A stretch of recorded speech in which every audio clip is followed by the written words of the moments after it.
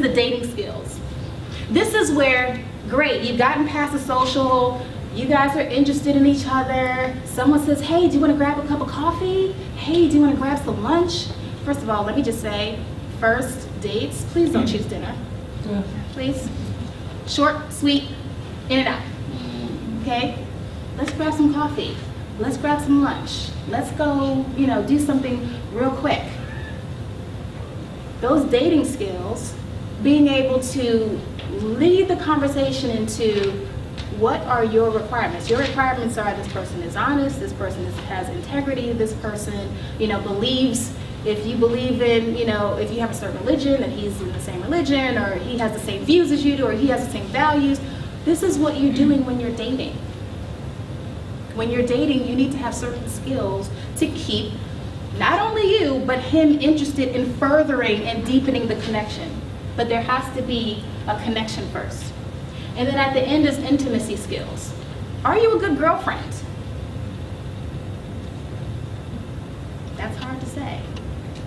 Who would claim that they're a good girlfriend? Okay. There are skills. You need to have certain skills in order to be a good girlfriend, in order to practice intimacy, because even the best person, even the person who is perfect for you, you will struggle in that relationship if you don't have good intimacy skills. If he requires constant affirmation, if he constantly, not constantly, it sounds like there's a lot of work, but if his requirement is, I need someone who's affectionate, I need someone who's going to hold my hand, I need someone to say, baby, you know what, you had a hard day, but I'm here for you. How was your day? That's intimacy. It's not just all physical. It's being able to deepening that connection. If that's what he requires and you are not giving it, even though he is the best person for you, your relationship will not last. Yes, ma'am. What about when because I've had a couple of relationships where I tend to be a nurturer, all of that, it's been a year into it, and then all of a sudden it's just like, oh, well, I'm not ready to be in a relationship, or I want to do other things. And it's been a year? Right, like what was you doing all this time? Going through the motions. Did you pick up on anything? Did you pick up on that during the year, or was this like out of the blue? One of them was completely out of the blue, like literally 24 hours, complete 360. What just happened? And the other one, there was a long history there, and we were friends, and it felt like I was your comfort zone for that year. And then we got together. Yeah. Okay. I would challenge that and say that there were clues that led to that you weren't conscious of. Right. Everybody has requirements.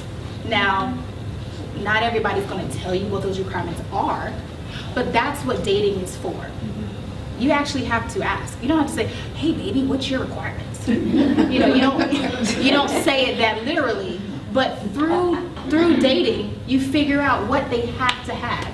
You have to tell him what you have to have. If you don't have it or you don't see it, this relationship is not going to work out. And the reason why people break up is because, one of the main reasons is because whatever requirement that person had was missed. You were not providing it. Whatever it is. And it's not that it was your fault. Maybe he didn't communicate it. Maybe he doesn't know it. Maybe he never asked himself. But everyone has relationship requirements. And when it's not there, that's when things break apart. Okay? So I would actually try to go back and see if there were any crumbs that were left. Okay? Next slide, ma'am. All right. So, social skills, like we were talking, initiating contact, self-introduction, and making conversation and eye contact. Eye contact is so underrated. It is so underrated. I'll go back to the mixer that I was at.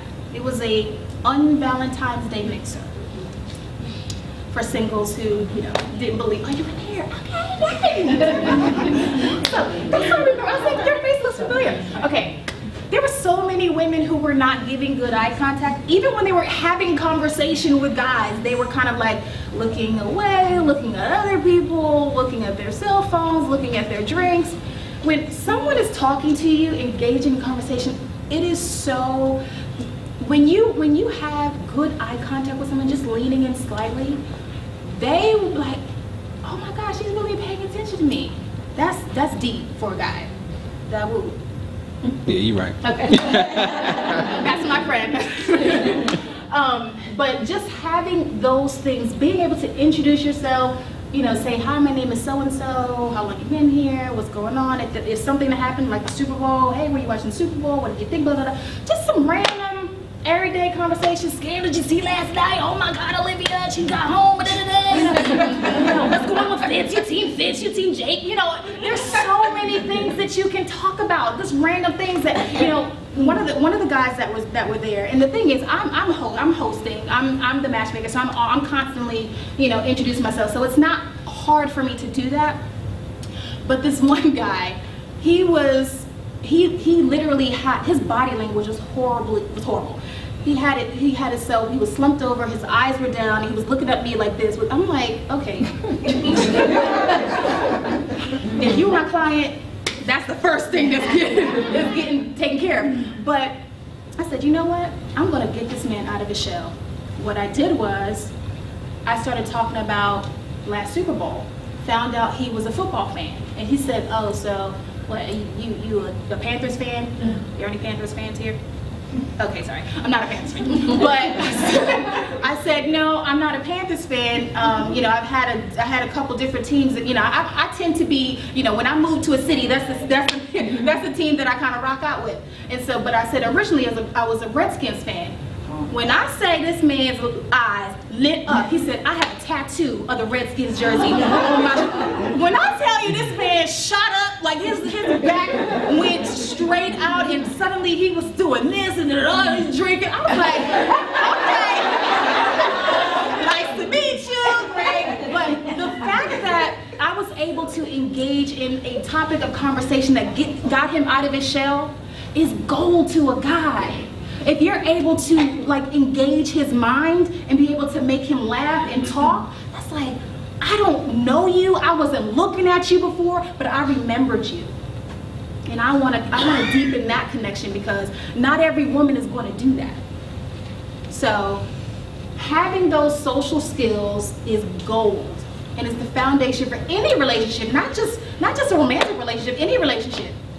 With your family, with your friends, with your coworkers, with people in business, whoever, some people here are business owners. You know the value of having social skills because you need it. Okay, dating skills. Keeping sexual boundaries, flirting, being the chooser, maintaining mystery, and not revealing everything in the first meeting, please. Who watches The Real? Okay, great. Little fans here. There was someone who was 21 years old on the show, and she said, you know, I don't know why I tend to scare men off. You know, I don't know what I'm doing. And come to find out that she was a virgin, and she tells them on the first date that she's a virgin and that she does not want to have sex. He was like, oh, okay. And it wasn't, they were just like, oh my God, I can't believe it. No, you're revealing too much. No guy wants to know all of that on the first meeting. You need to build just the connection as humans first in order to, you know, go to the second date. Get the connection on a person-by-person basis. Next one is, okay, are we compatible as man and woman? Okay, we're compatible. I'm attracted to you, you're attracted to me, I'm interested in whatever you got to say, we got the same values, you know, do we like the same things? Are we both family oriented? Okay, now we're still connected, great. Can we have intimacy? Can you give me what I need? Can you give me the affection that I need? Can you give me the support that I need? All of that builds on top of each other. If you don't have this at the beginning, on that first couple dates, those first couple dates are so important because you have to build a foundation. You can't go all the way up to intimacy and start talking intimacy before he even knew that you had a brother and sister. Like, he even knew, you know, it's almost like you gotta know where the bathroom is first. Your first day at work, you don't start talking to your boss about raises. You figure out where the bathroom is. You figure out who the players are. You figure out where you are in standing. You figure out where, you know, how you are as an employee of this company.